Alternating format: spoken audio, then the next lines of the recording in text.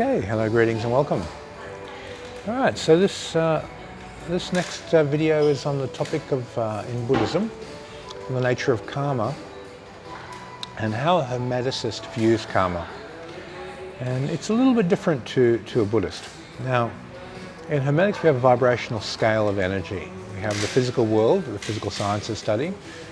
When the energy slows down, we have the astral world.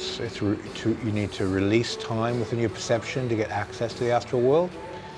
And then we have the mental world, where it's released to space. This is the root of consciousness, is within the mental world. And then we have the Akasha. Now the Akasha is where all memory and information is stored, and that's where karmic information is stored. So when we have a physical experience that's in resonance with our karma, it invokes the karma from the Akasha to go in resonance with that current experience. So this is a very difficult one to explain, but it's sort of like an amplifier of what is. So if you're feeling happy, you come into resonance with happy karma, not only with your physical environment, but your astral environment of people, how they feel around you, your mind state, and the Akasha invokes that particular type of karma from your past to come forward. So people who have an unending amount of happiness have this happy karma. It just brings it through them.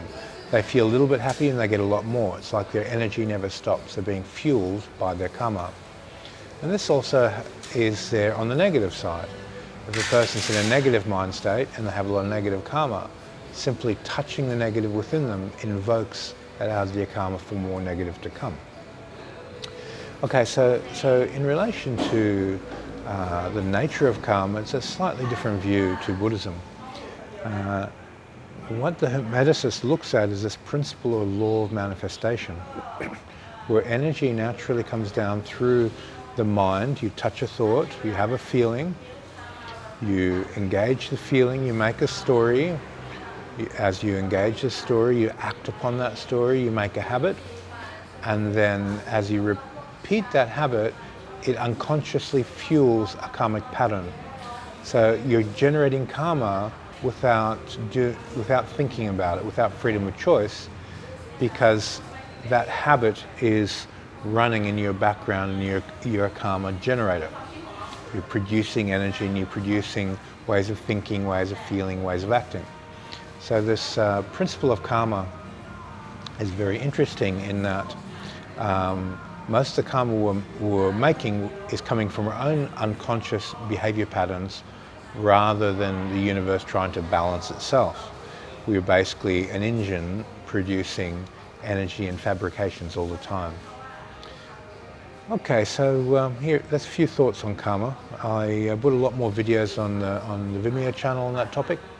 You can subscribe to that channel if you're interested in having a deeper look into it. Thank you for your time. See you on the next video.